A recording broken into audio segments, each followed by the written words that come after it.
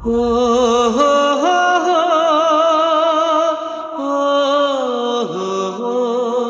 আগতে বৰষাবাই কৈছে খুবেই বেছি ৰোমান্টিক গীত এটা, আৰু গীতটিৰ সংগীত কৰিছে মধুস্মিতা বৰঠাকুৰে, কথা তৃষ্ণা বৰগোহাঁই, কণ্ঠদান কৰিছে মধুস্মিতা বৰঠাকুৰ, লগতে নতুন এগৰাকী গায়ক ঋষিকেশ দাস, কোৰিঅ'গ্ৰাফী কৰিছে আমাৰ সকলোৰে মৰমৰ উদয় দাই, উদয় শংকৰ, কেমেৰা কৰিছে কুলনন্দিনী মহন্তই, আৰু অভিনয় কৰিছে যৌৱনে আমনি কৰে দ্বিতীয়ৰ মুখ্য চৰিত্ৰত অভিনয় কৰা পূজা ডেকা আৰু ভাৰ্গৱ গগৈ। গতিকে মই গানটো প্লে কৰিবলৈ অনুৰোধ জনাইছোঁ।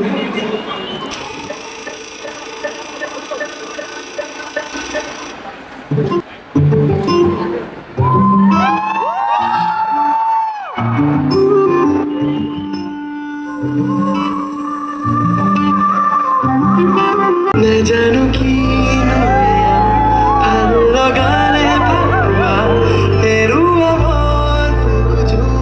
তোমাকে তুমি মোৰ কাষতে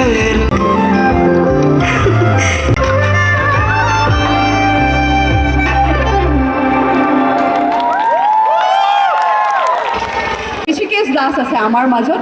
ঋষিকেশে কণ্ঠদান কৰিছে, যিটো আপোনালোকে মেল ভইচ শুনিছে এই গীতটিত।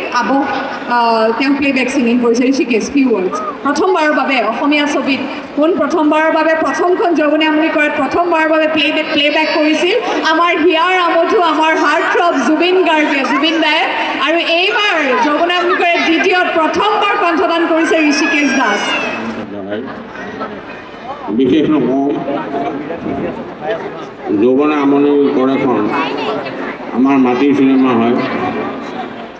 ইয়াত আগৰখনতো আমাৰ গ্ৰাম্য যিখিনি চহা অসমীয়া যিখিনি সমাজৰ ব্যৱস্থা, ঠিক তেনেকৈ আমি আগবঢ়াই লৈ গৈছোঁ। এইবাৰো সেইটো আমি এৰা নাই। অসমীয়া যিখিনি গাঁৱৰ কৰা কৃষ্টি বা যেনেধৰণে হৈ আছে আমি সেই ধৰণে আগবঢ়াই লৈ গৈছোঁ। সমূহ পৰিয়াল লৈ পেলাই গৈ চাব পাৰিব, গাঁৱৰো দেখিব, চহৰৰো দেখিব, আৰু আজিৰ যুগৰ যিখিনি মানে পৰিৱৰ্তন সেইখিনি আপোনালোকক উপলব্ধি কৰিব পাৰিব। ধন্যবাদ। আমনি কৰে দ্বিতীয় মুখ্য চৰিত্ৰত অভিনয় কৰা পূজা আহি পাইছে। পূজা অকণমান বৰষা বা আমাৰ আদিত্যৰ লগত অকণমান ব্যস্ত, গতিকে ময়ে চিনাকি কৰাই দিছোঁ। এয়া পূজা দ্বিতীয় মুখ্য চৰিত্ৰত অভিনয় কৰিছে, খালি অকণমান পলম হ'ল যায়। কি ক'বা ৰাইজক? নমস্কাৰ, মই পূজা ডেকা। আহোঁতে অলপ পলম হৈ গ'ল, কাম এটা ব্যস্ততাৰ কাৰণে অলপ লেট হৈ গ'ল আহোঁতে। ধন্যবাদ সকলোকে। আপোনালোকে ইয়াতে চবেই গোট খাইছে আমাৰ নতুন মিউজিক ভিডিঅ', যোনটো ৰোমেণ্টিক চংটো ফিল্মখনৰ, সেইটো ৰিলিজত। Thank you so' much every one. আৰু ছবিখন আহি আছে 2 জানুৱাৰী 2026 চনত। একদম আপোনালোকৰ কাৰণে এটা নিউ ইয়েৰ গিফ্ট। আৰু আমাৰ যোনবোৰ নতুন প্ৰজন্ম তেওঁলোকে, আৰু ময়ো নিজে মানে নতুনকৈ কৰিছোঁ, মোৰ নিউ ফিল্ম হয়। আৰু চবেই কষ্ট কৰিছোঁ, আপোনালোকৰ পৰা আশীৰ্বাদ আৰু মৰম বিচাৰিছোঁ, যাতে আপোনালোক সকলোৱে আমাক মৰম দিয়ে আৰু আমাৰ ছবিখন আঁকোৱালি লয়, তাৰে কামনা কৰিলোঁ। ধন্যবাদ। এইবাৰ মই অকণমান ভাৰ্গৱৰ পৰাও শুনিব বিচাৰিম। প্ৰথমে ধন্যবাদ জনাইছোঁ আপোনালোক ইয়াত আহি উপস্থিত হোৱাৰ কাৰণে। মই প্ৰথম ধন্যবাদ দিব বিচাৰিছোঁ অশোক বন্তা, মোক এইখন প্লেটফৰ্ম দিয়াৰ কাৰণে, আৰু বৰষা বাই প্ৰতিটো খোজতে মোক সহায় কৰি গৈছে। তাৰ কাৰণে মোৰ ভিতৰৰ পৰা বহুত বহুত ধন্যবাদ। আৰু আপোনালোকে ভাল পাব বুলি আশা কৰিছোঁ।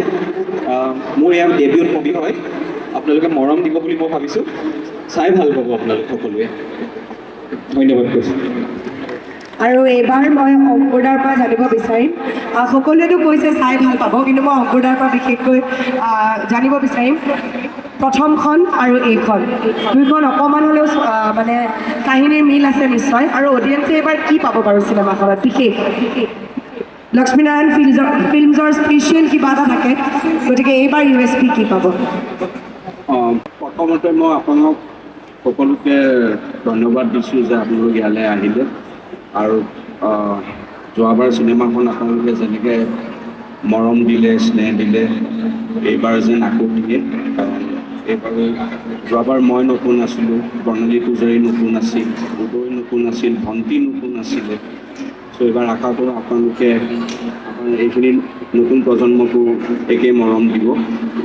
এইখন চিনেমাত আমাৰ লক্ষ্মীনাৰায়ণ ফিল্ম বেনাৰত মানে মোৰ দেউতাৰ গান কেতিয়াও বেয়া নহয়, গান বিৰাট ধুনীয়া হৈছে মজা।